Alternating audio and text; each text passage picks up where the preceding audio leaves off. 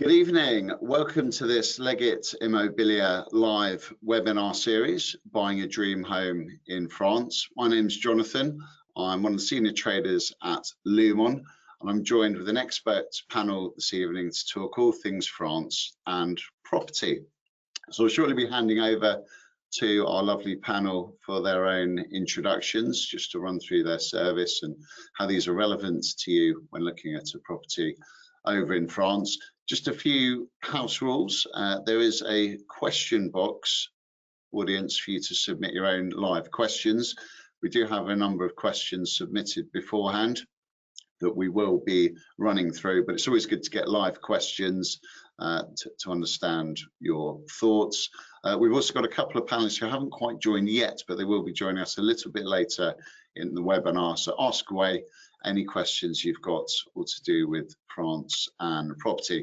It's a lovely evening here in London where I'm hosting from, and it's a little taste, I guess, of the lovely weather that you can get when looking at property over in France.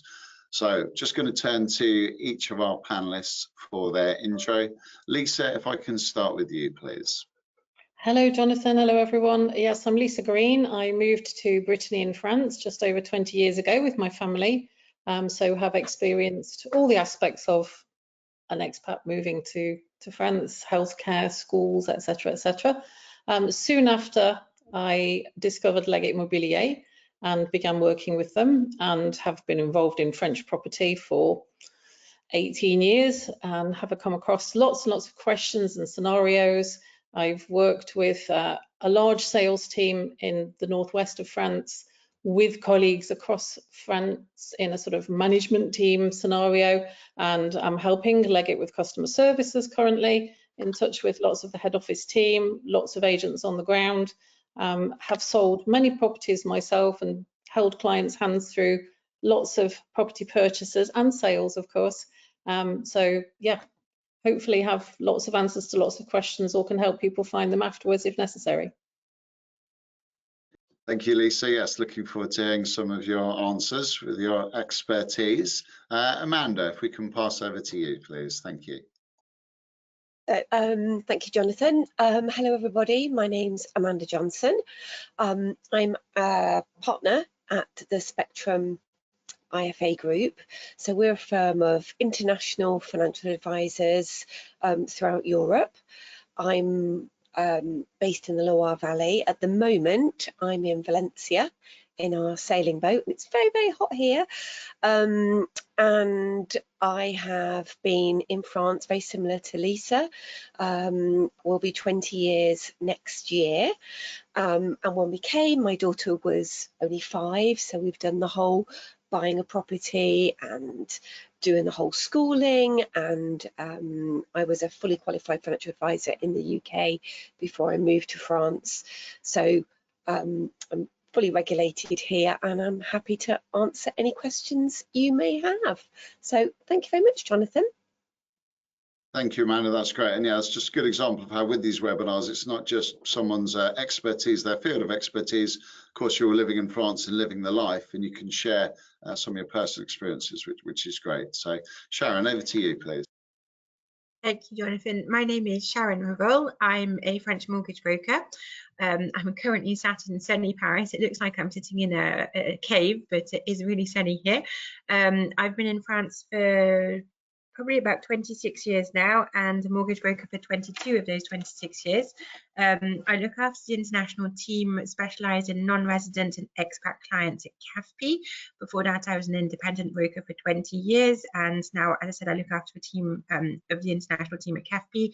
We're comprised of 14 brokers specialised in international clients, and I look forward to answering any of the questions that people may have this evening. Over to you, Jonathan. Thank you, Sharon. Great to see you as always, as it is with Paulette. Over to you as well. Thank you. Hi, Jonathan. Hi, everybody. My name is Paulette Booth. I'm the director and co-founder of Agence AXA International. We're a specialised English-speaking agency covering the whole of France. It doesn't matter where you are in France, we can help you, whether you're looking to buy a second home or actually making the move over to France. I personally made the move to France 15 years ago for a year, and I never went back. So I'm still here, and I think I'll be here for forever. Wouldn't change a thing. Came over with my family. A bit like Amanda, my youngest was 2. Yeah, time flies, doesn't it? I say wouldn't live anywhere else. Lovely, that's great to hear, Paulette. So yes, my name's Jonathan. I'm one of the senior traders at Lehman, as I've mentioned, and we're here to help with international money transactions. We've got real speciality in the French market. We've been dealing with clients buying and selling in France for 25 years. So very familiar with that French property transaction process, and then linking in the currency aspect, which of course is very important. So one of the things we like to do in these webinars at this stage is just to find out a little bit more about you, the audience, in terms of timescales. As you're aware, buying a property in France won't be happening overnight. In fact, you're looking at a good, really 2 to 3 months from the sort of initial, what they call the compromis de vente, the essential agreement to buy, to the acte de vente, the final act. But understanding where you are in the process of looking at the property is quite useful for us with these webinars, just to try and give you as much relevant information. You could be out in France now looking, you might be looking a little bit later this summer, perhaps the autumn, or perhaps next year.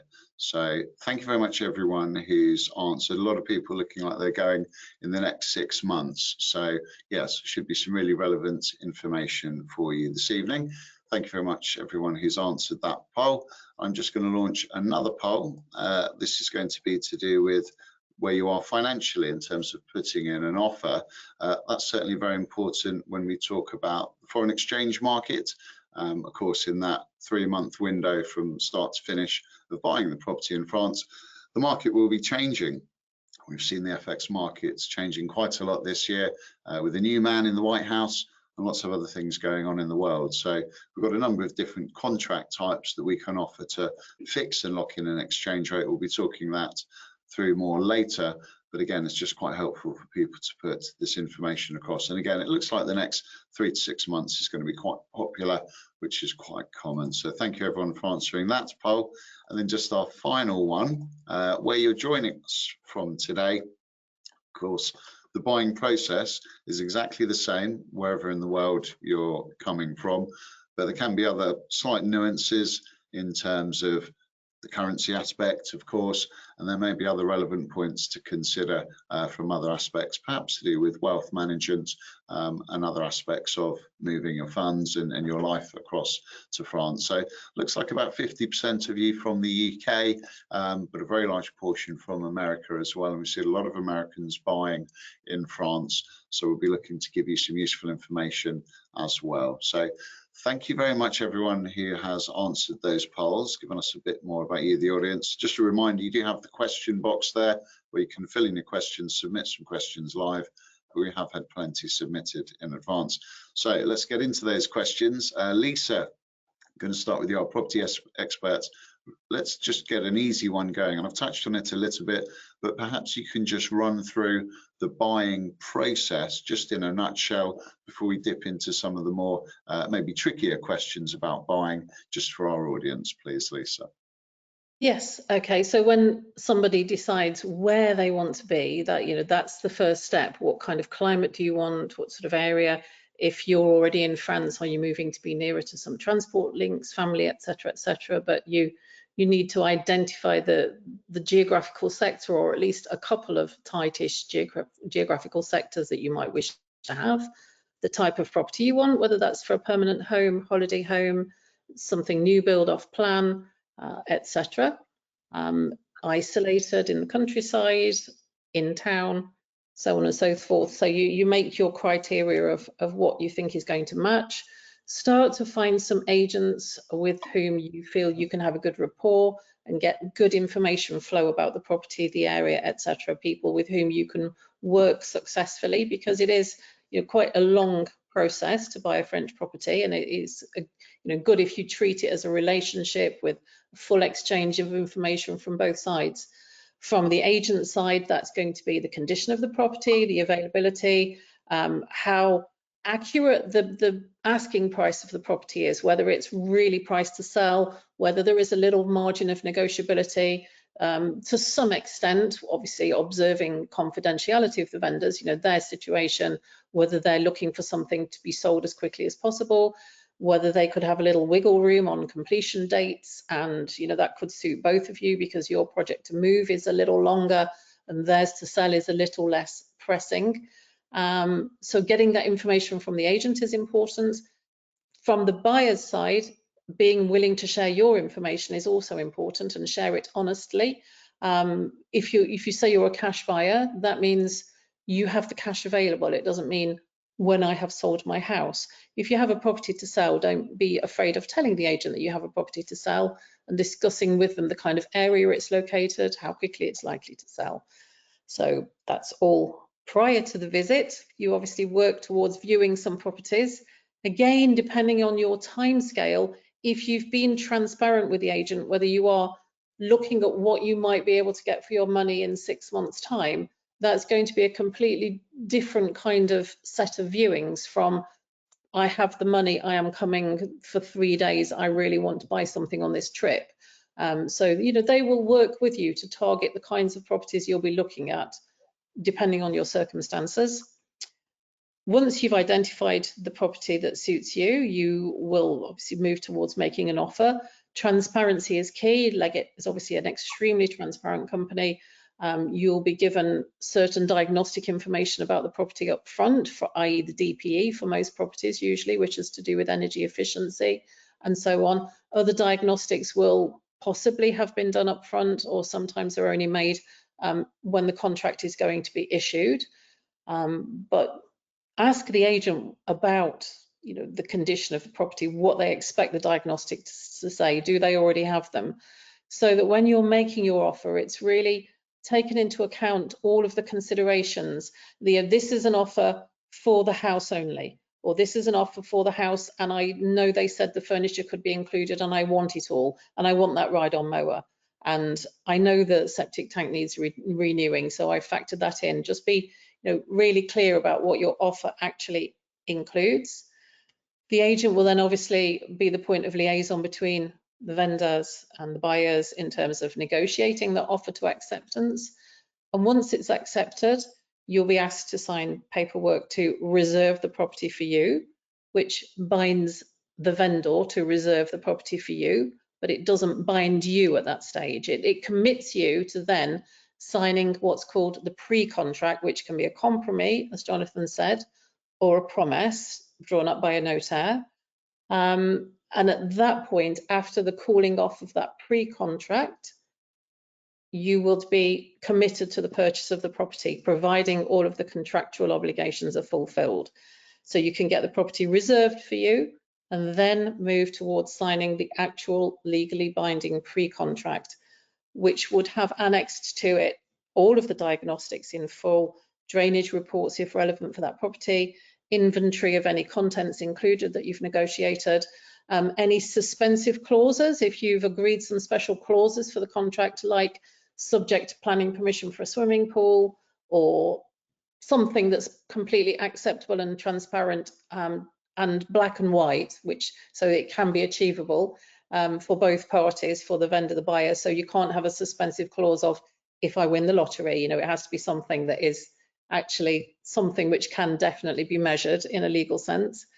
So the compromise is then signed by everybody, and you have, as a buyer, your cooling off period, and then the notaire works on all of what we would call in the UK conveyancing, all the searches on the property, checking that it is registered correctly as a dwelling, if that's what it is, that there are no planning issues, that there are no loans secured on the property that nobody knew about, etc., etc. So all of that checking will be carried out during what is normally a 3-month process.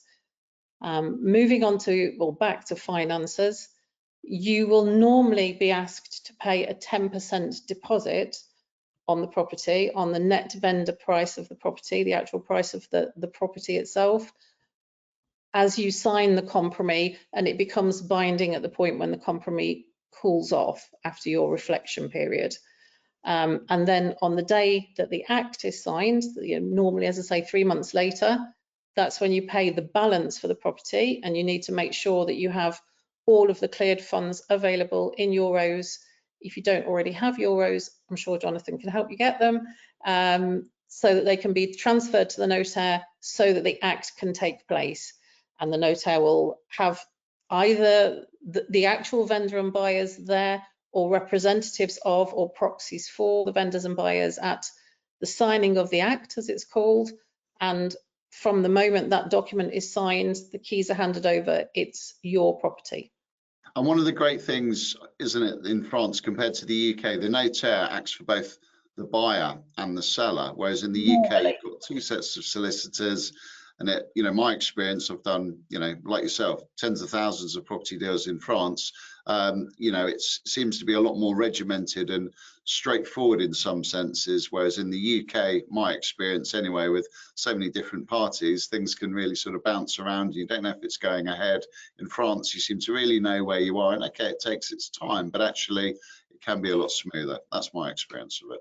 A huge number of our sales have one notaire for both parties. A huge number of all French sales have one notaire for both parties, but it is also quite normal to have two, because, if the vendors have their family notaire who they want to use, and possibly they aren't even in the same region where the property is based, and for whatever reason the buyers wish to use another notaire, or vice versa, one has a preference, the other wants to use somebody more local, etc. So you can have two, but that really doesn't, notaire fees are obviously part of the cost of a property. We haven't discussed those, and it wasn't really in the original question in terms of costs, but the notaire fees are shared between the two notaires, the fee, so it doesn't make it more expensive if there are two involved.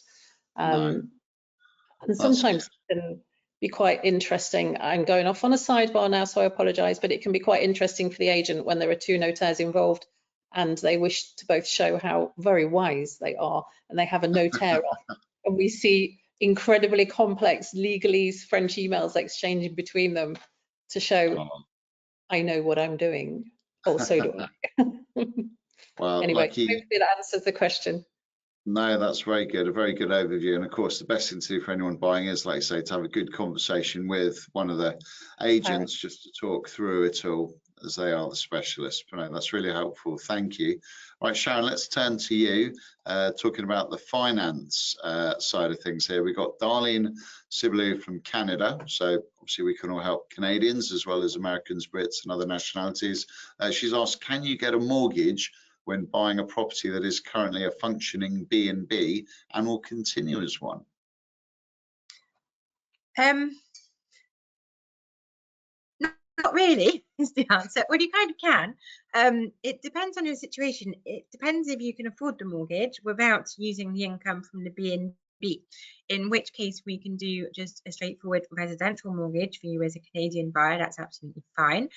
If you need to use the income from the B&B, we're actually going into commercial mortgages and business loans, and then it's a whole different ball game. And you will need more deposit. You will need to show that you have previous experience in running a B&B.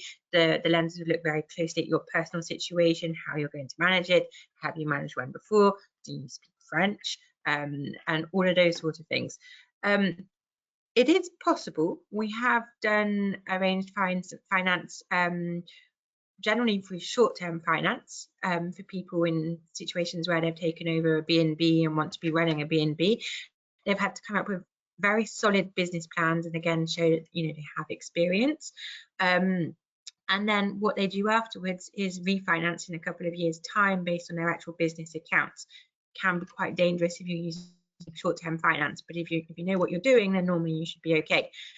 So my advice would really be, if you want to run a B&B, is to be able to purchase as a second home or as a home based on your current income, and then take it over, because you will have higher interest rates, you will need to have more deposit, and it's virtually impossible to kind of buy an ongoing affair as a foreigner coming into France. It's difficult for French residents as well. So it's not just because you're a foreigner coming into France, but yes, I would say kind of tread with caution. And if you want to give us a call and go into more detail about your situation individually, then that's with pleasure. Absolutely, yeah, always good to have those conversations with a specialist to find out more. Thank you, Sharon, for your answer there. Right, Paulette, let's turn to you. James Murphy from the UK. Can you transfer your UK national tax status to the French system rather than buying separate private health? So it very much depends on your circumstances. Sometimes the answer is yes, and that will be if you're entitled to a document that's called an S1. The S1 generally is only available once you've reached UK state retirement age. There are some exceptions lower than that, but generally it's when you've reached UK state retirement age. So you then get your S1, you give that S1 document, you get it from the Department for Work and Pensions, you pass that document to the French social security system here, and that entitles you to reciprocal healthcare in France. That's kind of paid for by the UK. You don't know that's going on in the background. You register with the French health system, you get your social security number, they're going to refund you, and then basically social security and DWP in the background will sort out the refund. Under the age of retirement age, generally no, but it doesn't really matter, because once you've lived in France for 3 months, you can just apply to be in the French health system. So you don't really need to transfer your rights over, because you've got an entitlement to actually have access to the French health system and get a social security number after 3 months. You can apply at 3 months. It's going to take 3 to 6 to maybe 9 months to get that number through. But once you've got the number through, you're fully in the health system, so you can carry on from there. Just a thing to note is, even if you've got your S1, it doesn't give you completely free healthcare like it would in the UK with the NHS. Access to French healthcare in France isn't free at point of service. You do pay, and then you get a refund back afterwards. So on average, those refunds there are many exceptions, but on average, let's say 70%. So if you go to the doctor, I pay 30 euros when I go to the doctor, I get 21 euros back from Social Security, and then my mutual kicks in a couple of days later, and I get the rest of the money back from my mutual. Within the space of a week, I've got the costs of this treatment back from my mutual and Social Security. If you transfer over with an S1, you're just going to get those same rights as a French national, which is exactly the same, of on average a 70% refund back from Social Security. You can arrange a mutual top-up. You can pay for your costs out of pocket if you want, and if that's something you want to do, I would very much recommend that you have at least a hospital mutual. Going to the doctors, if you don't go very often, you're fairly healthy, paying 30 euros a couple of times a year, then maybe, if you've got an infection, paying for antibiotics, which cost 5-6 euros, it's not a lot. But if you're hospitalized, the largest bill we've had in for a mutual for somebody who was hospitalized or had an operation was 10,000 euros. You don't want to be paying that. Whereas the hospital mutual is relatively cheap compared to the other ones that cover various things. So I would recommend at least having a hospital. And what we would do is generally go through, find out what your budget is, and give you a couple of options so you can make an educated choice whether you want to pay as you go or take a lower level mutual or a higher level mutual. But yes, you can transfer it over really if you've got access to that S1. Fantastic. Okay, that sounds relatively straightforward. Of course, you can reach out directly to Paula to run through that as needed. Amanda, let's turn to you, money and finances. Jeremy, also from the UK. If I move to France, what happens with tax relating to pensions investments held in UK banks? Okay, so we've got two different things there. So I'm going to start off with the first things first, as my mum always used to say. So if we're looking at pensions, I'm assuming that it's because you're receiving a pension as an income. Okay, so if you're receiving a pension from the UK, it could be that it's a UK state pension. It could be that it's maybe you're a teacher and it's a superannuation pension, or it could be that it's a private pension. Okay, so I'm going to go through each one's individually. So let's say, for example, it's a UK state pension income. You can contact the Department for Work and Pensions and you can say, I'm now living in France and I'm no longer a UK taxpayer, and then they will pay you either in euros, or they can pay you to your UK bank account, and then you have a word with yourself, Jonathan, and then you'd move the monies across, and they will pay that without any UK income tax. If the pension is because you were a teacher, so maybe it was a superannuation scheme, there are certain schemes that have to be, if they're government, they have to be taxed in the UK. Okay, so the UK will take their first bite of the cherry for any income tax, and then what will happen is when you complete your tax return here in France, you will declare that you've received the income tax, but you've also paid some income tax in the UK, and there's a double taxation treaty between the two countries, and it means that you won't pay any more. Okay, so they'll take into consideration what you've already paid. So if they, for example, think, oh, actually, you've paid a bit too much, then the French system will give you a refund. If they think, hang on a minute, you've not paid enough, well, then they're going to ask you for a little bit more. Okay, so that's how the income tax, and if it, for example, it's a private pension, then they will probably only pay you in the UK, and they have to deduct UK income tax, but then you can complete a form, a double taxation form with HMRC, and then what will then happen is they will then give you what they call an NT tax code, and the pension will be paid to you gross. Phew, there we go. So that's the first part of the question. The second part, investments, I think you were talking about. So if you've got an investment in the UK, then any interest that you've got from it, so let's say it's a savings account, then again, depends whether you've registered to HMRC that you are living here, in which case you can complete a form, which then means that the interest is paid to you gross, so no UK income tax is deducted.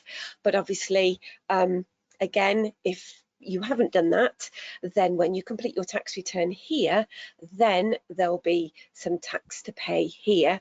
And there's two different rates. You can either have what they call the standard rate for savings, or you can add it to your household income. And the best thing to do with that is to talk to a professional, and they'll be able to work out which is the best way to do it.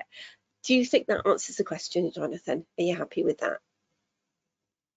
Excellent, sounds good.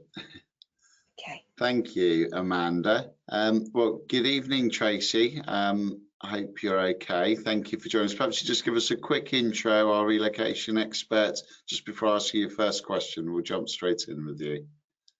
Hi everybody, yes, my name is Tracy Leonti. Apologies for my delay arriving this evening. So our job at LBS is to help you move, live or create a business in France, and we help you from A to Z with the paperwork side of your relocation. So obviously visas, healthcare, residency cards, driving license, car registrations, taxes, whatever it is, on a paperwork perspective we can help you with. Perfect, thank you, Tracy. Well, we've got a number of questions for you. We'd had, well, two quite similar ones, and I'll give you it as two, and obviously you can deal with it as you like. So we'd had Donna Thomas from the US just saying, retiring to France, what do I need to consider? And then we had Dav Hender from the UK, how to get residency. So two separate questions, but certainly linked, and I'll leave that with you to answer. Thank you, Tracy.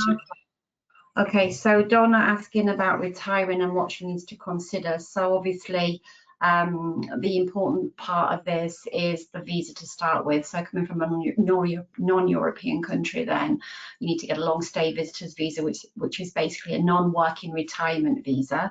But it's not the only thing, of course. If you want to retire to France, you need to think about obviously getting the visa, which then there's the residency card behind that, getting into the healthcare service, organising your driving licence exchange, depending which state you're from in the US, and then eventually get into the tax system as well. But the very first start of this would, of course, be moving to France with the appropriate visa, and of course, reach out to us. We can help you with not just the visa, but all of those different steps, which will allow you to retire to France. Of course, if you need to buy a property, you've got the right people on board here today to help you with that. But of course, you can also come across with a rental property, go through the visa process, healthcare, driving licenses, car registrations, whatever it is that you need support with. That's the retirement to France. And the long stay visitors visa is well known. It's one that is accepted very well in France. You need to meet the right criteria, of course, of healthcare. So again, you've got Paula on here today, can help you with private healthcare for the actual visa application, and of course the criteria of having sufficient funds. So that's basically from the I think that was for Donna. And then it was how to reside in France, I think the second question was. Yes. To be a resident in France. So of course, again, residency. To get residency. So it's very linked, as you say, Jonathan. Yeah. Obviously, again, to become a resident, it's about how much time you're going to spend in France. So you need to obviously have the appropriate visa, and that would be a long stay visa, so more than 6 months in France. So a 12-month renewable visa in France. And depending what you want to do in France, of course, if you're a resident, you could be working, business, or retired. And then, of course, it's then going through all those different footsteps of establishing residency, getting into the healthcare system, of course, letting the tax office know that you actually live in France. You'll be disattaching from your country of origin from a tax perspective, but attaching to France for a tax perspective. So it's not just about, you know, getting your visa, which is, of course, you know, appropriate when you move into this country, but it's also about making sure you pass all those little steps as well to prove that you're resident, so that you do your tax declarations in France. That doesn't necessarily mean liability to pay tax, but it does mean declaring. Fantastic. Thank you, Tracy. Really helpful. And of course, you can contact Tracy directly to run through any of the points raised. So I'm going to take a question now from Audrey Nicol. How do we transfer funds at the best rate from the UK to buy in France? So, of course, so speak to Lumon. We can help with competitive rates. I think when someone says the best rate, sort of two things there. Number one, as I've just mentioned, it's getting a competitive deal, so we can demonstrate savings against the banks and other options. So it's making sure that you're getting a competitive deal, a bit like with travel money. As a extreme example, you know, it's fairly well documented not to buy your currency at the airport just before you get on the plane. It's going to be very, very expensive. You know, you want to try and do a bit of research before that to try and get a sharper deal. And it's a similar thing when you're talking about larger amounts for a property. The banks and, you know, some other options may not always be the most competitive deal. I think the question's also about the timing aspect, and this is extremely important because the market is changing all the time, and I get a lot of clients asking me, oh, you know, I've just signed my compromis de vente in France. I've got 3 months now to buy my currency. When should I do it? When is going to be the best time? Now, unfortunately, no one on this planet can say in the next 3 months what the rates are going to do. We can make lots of educated guesses, and plenty of people do, but no one can say precisely what the rates are going to do, because the rates, the movement in the rates is just a reaction to what is happening around the world. And of course, we've seen various things in the last few months and recently that have caused rates to be quite unpredictable. So what we'll do is have a conversation with the client quite early on, really about their sort of attitudes to what might happen in the future. And, you know, a fairly simple question is, you know, if the rates was to drop X or Y, would that cause you problems? Is there a potential scenario here where you wouldn't be able to afford the property? If that's going to be the case, then personally, you know, as a recommendation, we don't give advice, but I would suggest that it's going to be better for you to lock in an exchange rate earlier on in the process, so there's minimal risk or no risk that the rate falling will impact you. And it's one of the advantages we can offer over the banks.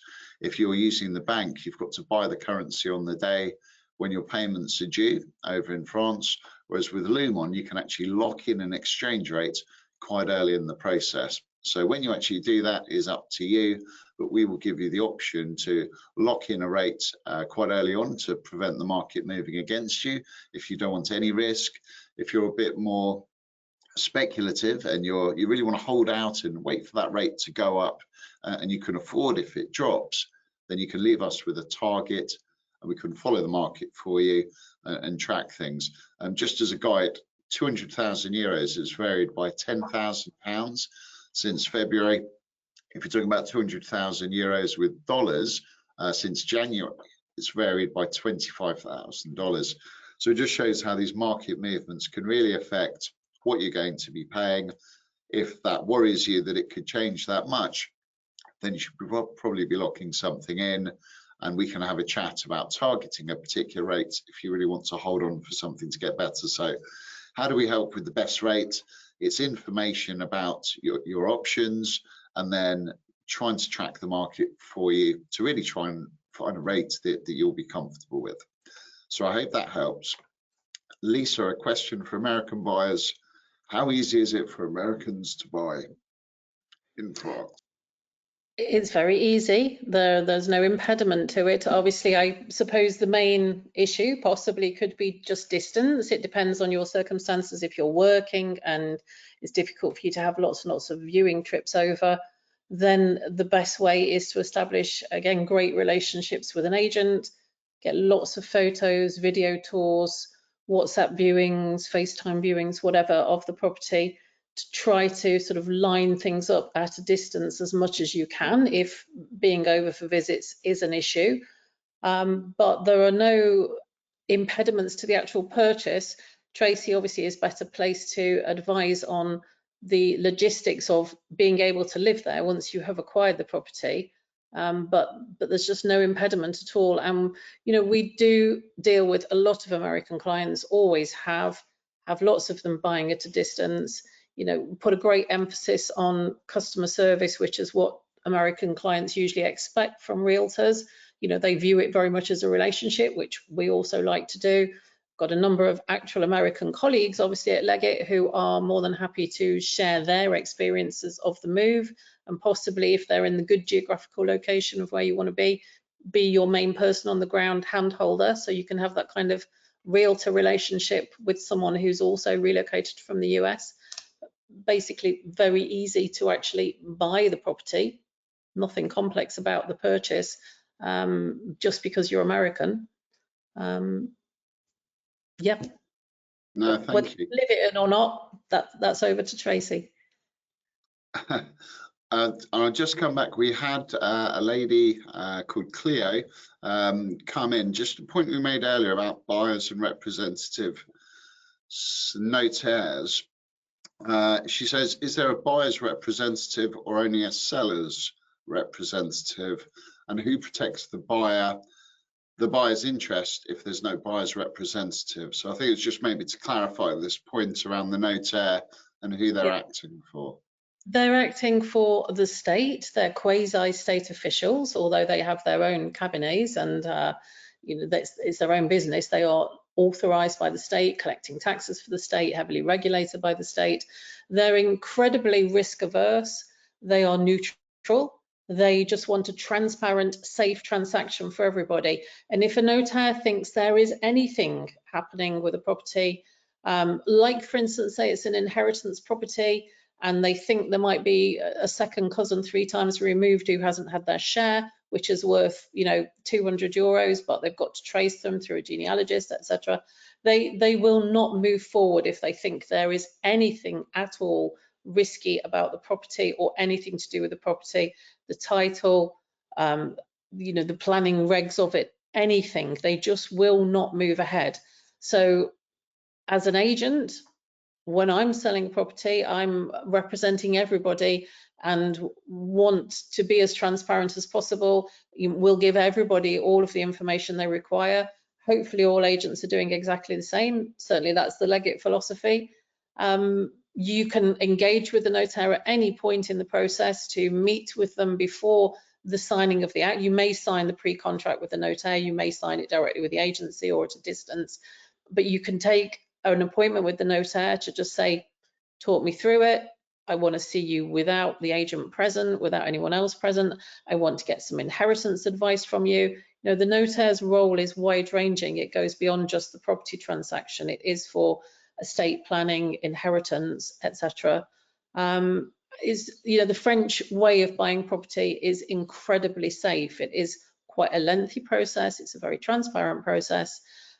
It actually resonated with me, the question that Sharon dealt with earlier when someone said, can I get a mortgage to buy a B&B and rely on the income? And it's not so easy in France.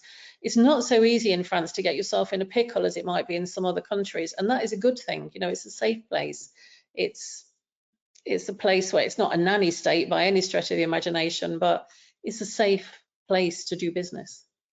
No, that's great to hear. And I just want to ask you quickly a fire point, because we're talking about notaire fees and we have already, and we've had two questions just in the chat, David Talbot and Richard, just saying what those costs are likely to be. And I'm pretty sure it's done in percentages, isn't it? So just a quick one there for you, Lisa. General rule of thumb for a normal property, if it's not a new build or particularly massively expensive, you know, the rule of thumb normally would be 7 to 8% of the net vendor price of the property.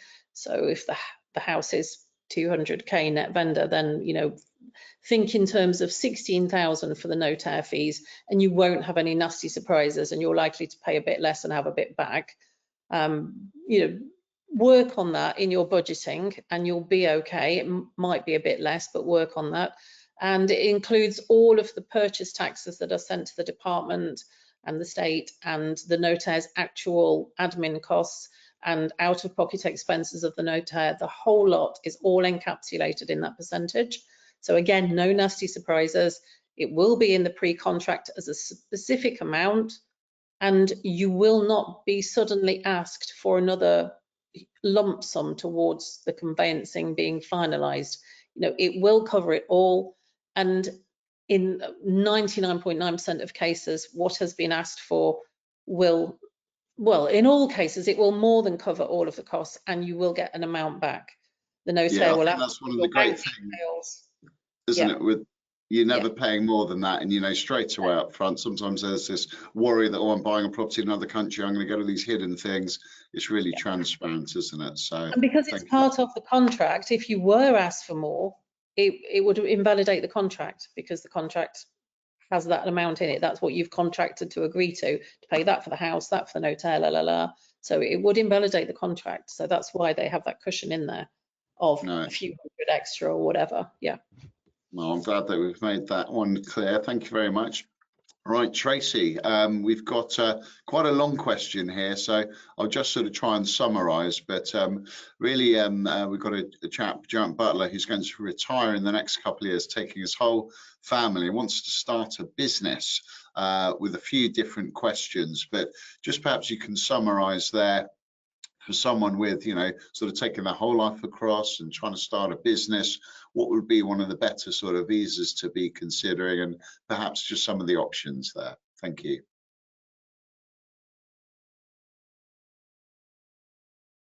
I think you're just on mute there. Sorry, Tracy. Thank you.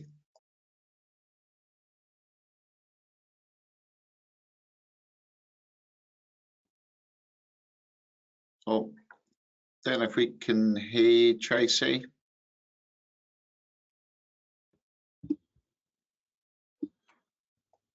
No. I don't know if anyone else is struggling to hear Tracy. I'm gonna have to just make... Oh, there we go. Can you hear me? Hello? Can you hear me? Thank you. Can you hear me now? Yeah, very clearly. Thank you. Sorry, it wasn't on you. I think the connection is pretty bad, so I apologise. So okay, let me try and do this very quickly. It's a big project when you move in a family to France, especially you want to create a business, probably bring your children. Do the children want to work in the business, or are they underage? So that's already the first questions. What type of business? How much money are you going to put through the business? So this is something where obviously we need to have a consultation to go through. It's not something I can take a lot of time of everybody this evening, but yes, it's doable. It's about finding out what type of business, how you can involve your family in that. There's a talent passport visa where you can bring your adult children with you if necessary. You can set up a limited company where you can involve your family in the business as well, but that's a huge project, but can be done. And of course, then they will come into the healthcare system, get the driving license and all the rest of it. So yes, it's possible. You need to work on the project at least a year before you want to move to France, because dotting all those I's and getting the ducks in the row takes a bit of time. A business financial plan related to the business, and it will be for everybody, so everybody will need a visa, but what their role in the business will change what the business plan will look like. So what I would suggest you do would be to reach out, book what I call a residency and relocation planning meeting with me, where we take everything step by step, answer the questions, look at the documentation, look at the project, see if it's feasible, and let's see if it will go through the visa status first. So that is the preliminary step to make this type of project. Book an R&R meeting with me, and then I can really dig down deep into your project. Hope that helps. There you go. And I think that question in particular just underlines how important any questions, get in touch with the experts here, and you can never fit everything into just one webinar, could we? Great. So Paulette, let's come to you. Alison Thackeray from the UK is asking, do you have to have a top-up mutual for French healthcare, or can you pay as you get as needed? And Sue Wilson's also asked on healthcare, perhaps you could combine these. If you're resident, does the healthcare system cover pre-existing medical conditions? Okay, so I think in terms of the pay-as-you-go system, I did actually touch on that earlier, didn't I? That yeah, it's not obligatory to have a mutual. You can pay as you go and cover, any expenses. But again, I would very much recommend the hospital, at least a minimum of a hospital plan. In terms of pre-existing medical conditions, to join and get a social security number in France, there's no medical questionnaire, there's no conditions, you can just apply for your social security number. And also in terms of mutual, I think we've got probably about 64 different levels of mutual, and probably only about the top 4 need a medical. And they're so expensive, I don't think we have a quote for them anyway. So your normal mutual, no, there's no medical questionnaire for it. So don't worry if you've got pre-existing medical conditions. There are things where you can have your cover paid 100%. So if you've got like a serious condition, for example, my daughter's type 1 diabetic, and so she's all of her insulin, any eye tests, an annual foot test, anything relating to her diabetes is completely covered by the state, and that's in the same for say like a heart condition, certain cancers and things like that. In terms of, if I go back to the pay-as-you-go system, if you're going to pay for medicine, say if you get a prescription from your doctor, I didn't realise for quite a while when I was in France that different medications have different coloured labels on them when you go and pick up your prescription. So if you've got, say, for example, a white label with bars through it, that's going to be covered 100%. A normal white label, 65%. Blue, I've got the figures here, 30%, and orange, 15%. So say, for example, you have a chest infection, your antibiotics are quite likely going to be free. Your cough medicine, just to make it a little bit easier, to make it a bit more comfortable, you're probably going to pay for that, or you're only going to get, say, 15% back. So anything that's vital. Oh, I think as my headset gone a little bit funny. I can hear myself repeated. I'll carry on. So yeah, anything that's vital is likely to be really, really well reimbursed, and anything that's not essential isn't going to be. I'm going to stop talking in case you can all hear what I can hear in my ear. Thank you, Paula. Yeah, it seems you may have had a bit of feedback there, but no, thank you very much for answering the question. And Amanda, let's come to you. So we had a question from Mark Breza regarding inheritance tax in France and just asking about thresholds. And there was also a question about sort of pension income, interest income, quite a detailed question. I don't know if you want to summarise some of the points there on inheritance tax, Yeah. and then income tax that might apply. If we have a look at inheritance tax, okay, it depends on the relationship of who you're leaving that money to. So I have one daughter jointly with my husband, so I can leave her €100,000 and he can leave her €100,000, okay? And then the next, give or take, is about €550,000. She'll pay 20% tax, okay? And then above that, it then goes up and up and up. So she'll have 100,000 from me, 100,000 from him, and then she'll have this extra rate. But so if, for example, like a friend of mine, she's got 4 children, okay, so she can leave 100,000 to each of the children. So there's 400,000 for her, and then there's 400,000 for her husband. So maybe you just have to have lots of children, and then you can pay less inheritance tax. But then, as a friend of mine said, if you had lots of children, you probably wouldn't have as much money to be able to leave to them. So so it does depend on the relationship of who you're leaving the money to. If you were going to leave the money to your spouse, well, there's no inheritance tax between spouses, okay? And that's the same whether you have a civil partnership or you've had a church wedding, okay? So that's the inheritance side of things. The other question you said about pension.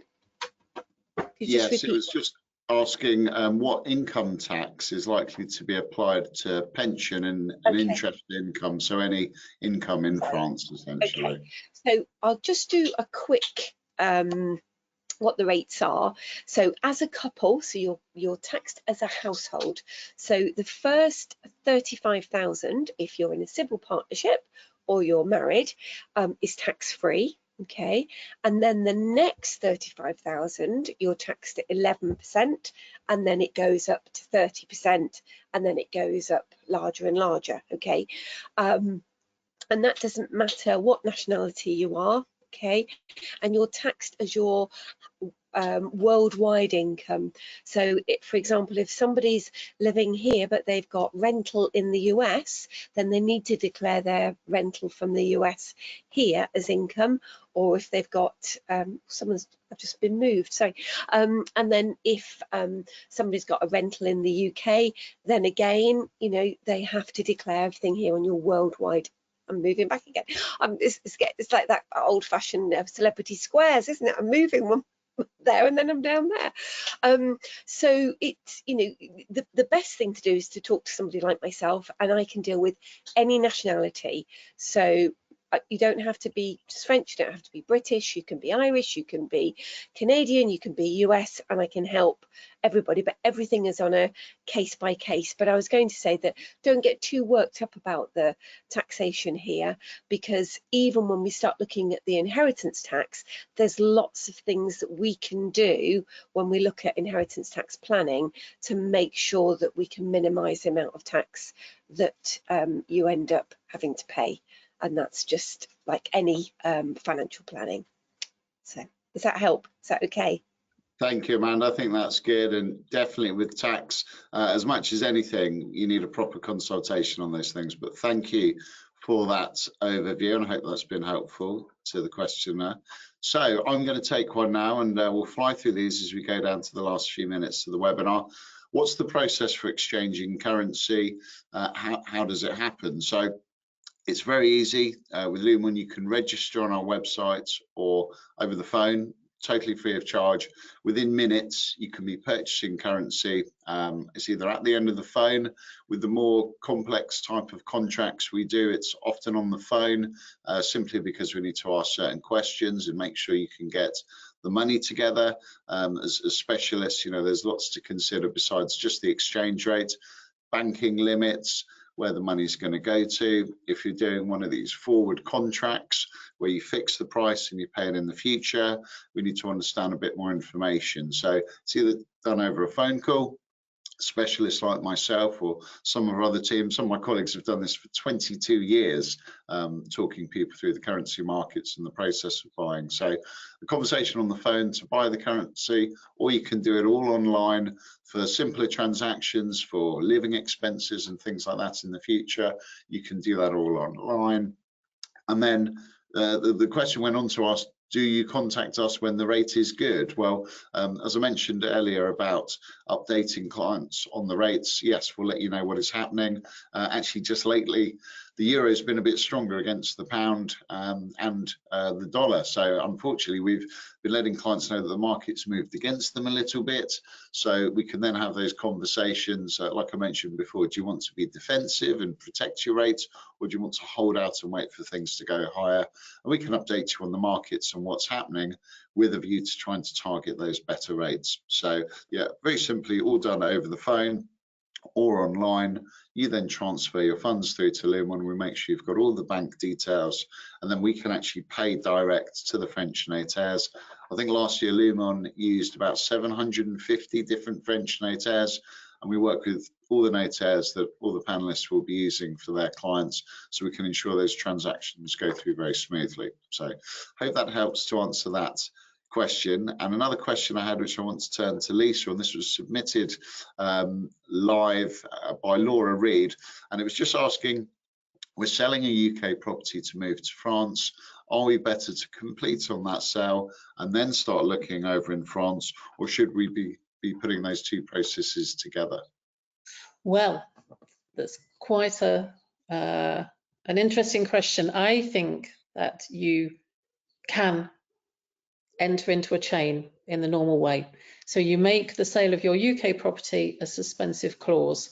So you will need to have advanced well on the sale of that UK property, so that you are in a proceedable state. You will need to be fully transparent with the vendor so that they understand the risk of that suspensive clause, because if your sale in the UK collapses, so does, without penalty to you, the purchase of the French property. So the vendor is back to square one, and they need to know that. They need to understand exactly what that clause means for them.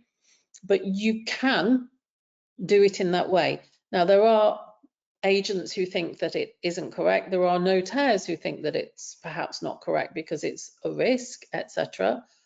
But it is something you can do, and I advocate that it is a good thing to do, because you are then in a normal chain type process. You know exactly where you're moving to. You can secure your property. It would be the normal way you would be moving if you were moving in country, and why not? But it's not without its complexities. It's not without its sleepless nights for various people in the process.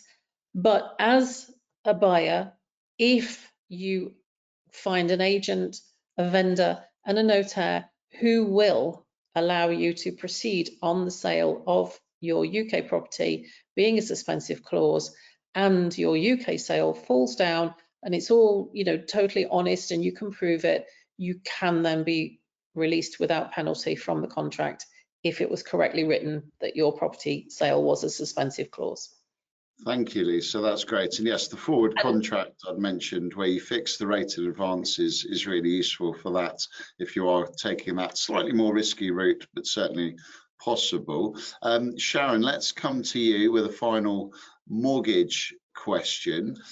We'd had Jane Taylor asking from the USA, asking how hard it would be to get a mortgage versus paying for the property up front without a mortgage. Is that a scenario you often see, Sharon?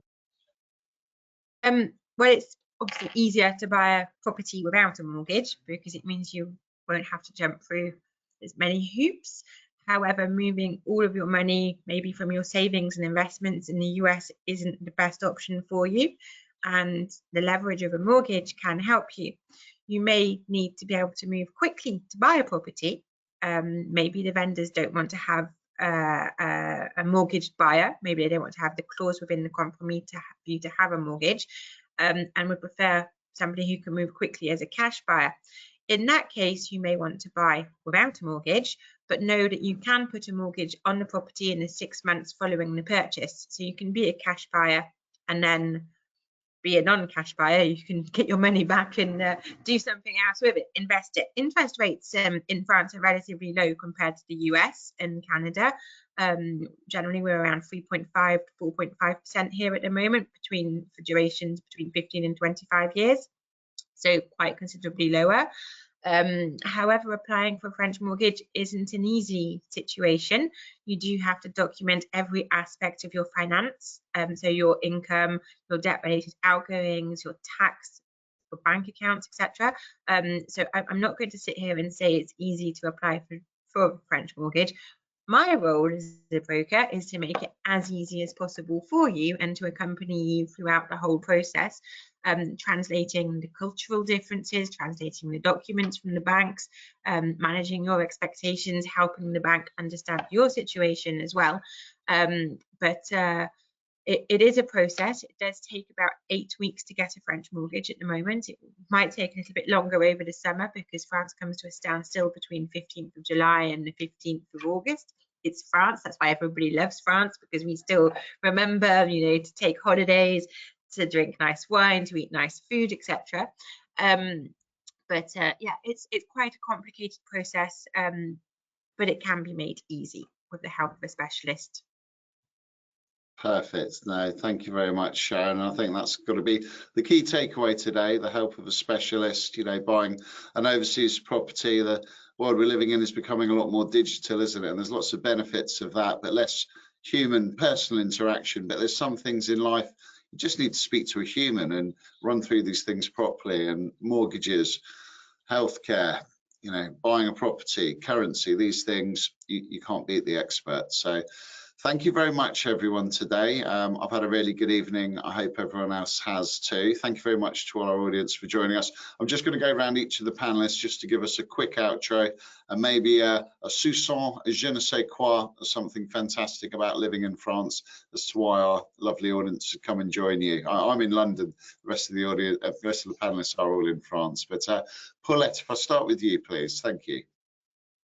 Yep, thank you for listening, everybody. I'm sure I probably haven't answered nearly all of your questions at all, and you've got lots more, so don't hesitate to get in touch. Our motto at the agency is you don't know what you don't know. So how do you know to ask the question because you don't know? But we know what you don't know. So we will help you through the whole process, because I've got a team of 10 and 9 of us have been through the relocation process to France. So we really, really do know what you don't know.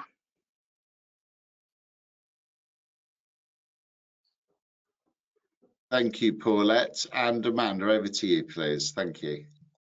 Okay, so yeah, speak to a professional. You've got a whole panel here. You've got Leggett, you've got Lumon, you've got AXA, you've got Sharon, the mortgages at Cafe, and then you've got Tracy.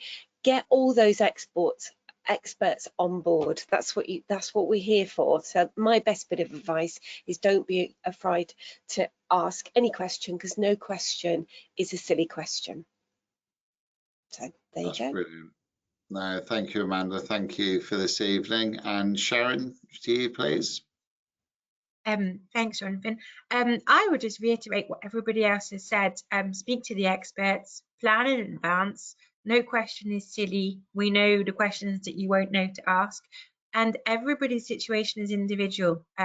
So what works for you, or what worked for your neighbour, might not be applicable for you, and vice versa. So when you speak to an expert, as opposed to researching on the internet, the information and the advice you will receive is tailored to you, and not just to somebody else. So thank you, everybody, for listening. Get in touch if you have any questions about French mortgages. Thanks for Jonathan for hosting, and all of the other panelists. It's always been a lovely evening as well. Yes, have a lovely evening. And life in France is just fantastic. I would say you put up with the bureaucracy and the paperwork, but it's really worth it in the end. And I wouldn't live anywhere else. That's fantastic. Yeah, I mean, I'd echo that. I was actually in the south of France not so long ago, and I'd never been. I've been skiing, I've been to Brittany, I've been to the Dordogne, all over. And just you've got such varied different places. You know, you've got the mountains for skiing, you've got some of the other areas by the coast. You've got so much. You can see why it's the world's most popular tourist destination. So that's my plug for France there. But and Lisa, over to you. Thank you so much for this evening. Well, thanks, Jonathan. And obviously the title of the webinar that people signed up for was Buying Your Dream Home in France. So I would just say follow your dream, because as the cliche says, it's the things you don't do that you regret. So just do it. The quality of life's outstanding. And about the healthcare, which keeps coming up again and again, in the 20 years I've lived here, you know, all anyone ever says is amazing things about the healthcare, just how good it is, how privileged they feel, how lucky they are, how superbly well resourced it is. So that's no worry. So providing that you want good healthcare, great schools, congestion-free roads, at least where I live, and great food, great wine, lovely weather, wonderful people, then follow that dream. There you go. I'm sold. It's nice and warm in London today, but it's going to be nice. Be in France, all nice and warm by the sea, maybe in the mountains. Who knows? But thank you very much, everyone, for joining us. Thank you to the panelists. Thank you to the audience. We'll be doing another webinar. The next one is going to be September, so you'll be able to keep in touch with all the panelists. You've got all the details there. Do contact us directly. We'd love to hear from you, and we'll see you all in the future. Thank you very much, everyone. Have a good evening. Thank you. Bye-bye. Bye-bye. Bye-bye. Bye-bye.